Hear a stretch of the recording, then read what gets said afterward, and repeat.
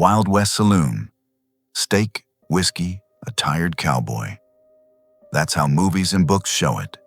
Clean, simple, almost romantic.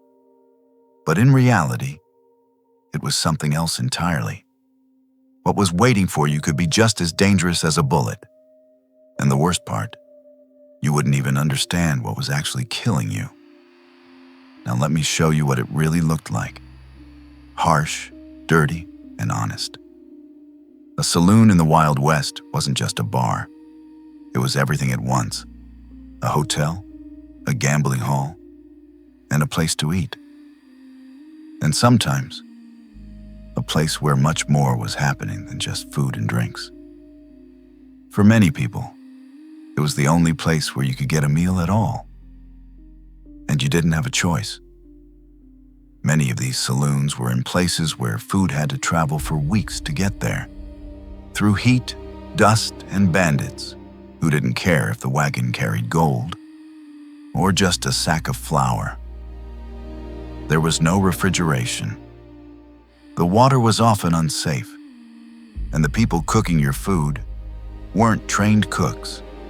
They were miners, drifters, sometimes worse. And what ended up on your plate looked nothing like the movies. Meat could start going bad within hours. And when it smelled, they didn't throw it away. They served it with more salt, more spice, more sauce, just enough to hide what was really happening. Flies landed directly on the food. No one chased them away. No one cared. Sometimes, you were eaten right along with them. And this was just the beginning. There was one thing in saloons that sounded almost like a joke. Free food. You could walk in and eat as much as you wanted. But it wasn't free. To touch the food, you had to buy a drink. And then another one. And another. The food was chosen very carefully. Salted meat, nuts, pickles, herring. Everything designed to do one thing: make you thirsty. You eat, you need a drink. You drink, you reach for more food. And that cycle could go on for hours. The saloon didn't make money from the food. It made money from how much you drank.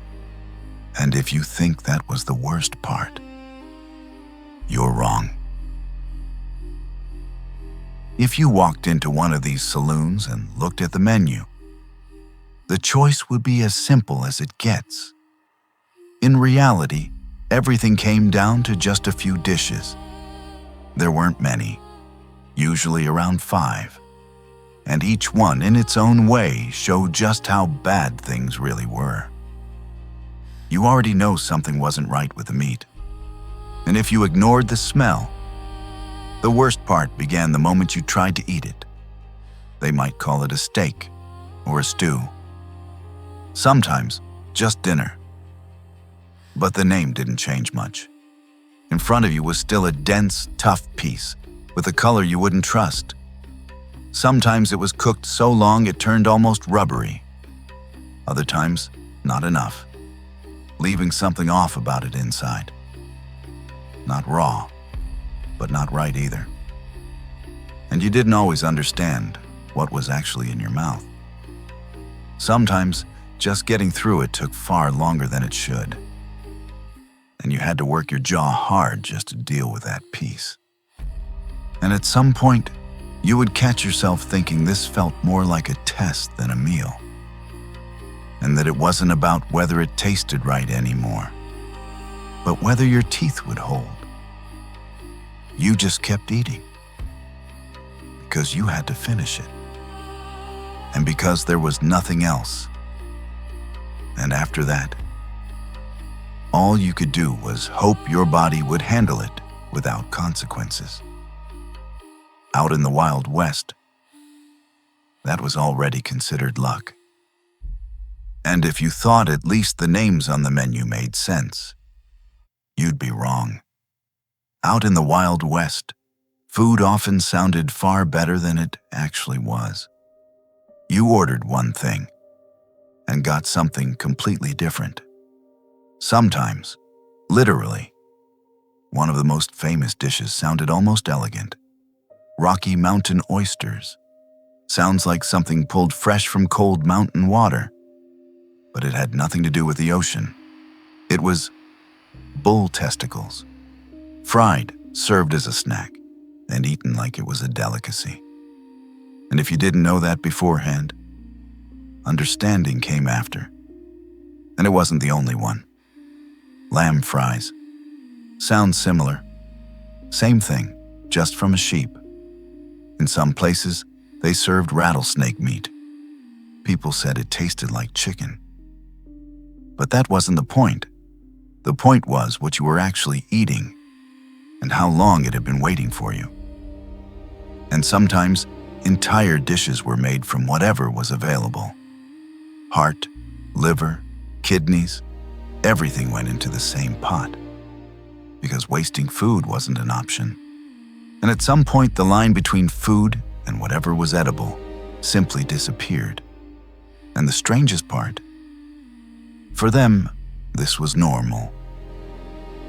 And at some point, the realization came too late. For you, it would only be the beginning of things you'd rather not know. Not only was the food already bad, you were also washing it down with something you didn't really understand. And this is where things became truly dangerous. Whiskey in the Wild West was rarely what it seemed, or what it was called. It was diluted, colored, mixed with just about anything. Tobacco, burnt sugar, harsh spices, all of it to make it feel stronger, sharper, more real. And sometimes it went even further, into harsh chemical additives, even things like kerosene. But you had no idea what was actually in it, or what it could do to your body. Real coffee was expensive and not always available. So most of the time, you weren't drinking coffee at all. What you got instead was made from whatever was on hand. Burnt barley, roots, even acorns. It was bitter, heavy, and you drank it thinking it was normal. Water wasn't always safe. It could come from sources surrounded by animals, dirt, waste. And you couldn't see it, only feel it later. And it wasn't just about what you were drinking. It was also about what you were drinking from. The glass could be an unrecognizable color, built up over time with layers so thick it was almost impossible to tell what it originally looked like. And you had no idea who had used it before you. And at some point, you stopped thinking about taste. You just hoped your body would handle it. And if you think that was already the worst of it, it wasn't. Because there was one thing you would be eating almost every single day in the Wild West. Beans. Cheap, long-lasting, always available. And at first glance, they seemed almost safe.